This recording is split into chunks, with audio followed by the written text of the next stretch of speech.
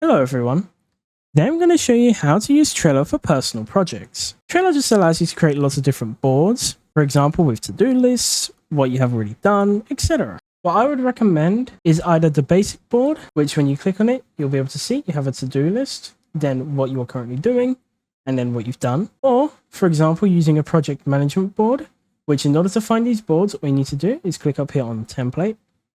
From here, select project management, and then you'll see lots of different templates for different project management boards. Select any that you'd like, and you can see sort of what it will look like. And then from here, you can click on Use Template. You can title the template however you'd like, then click on Create, and there you go.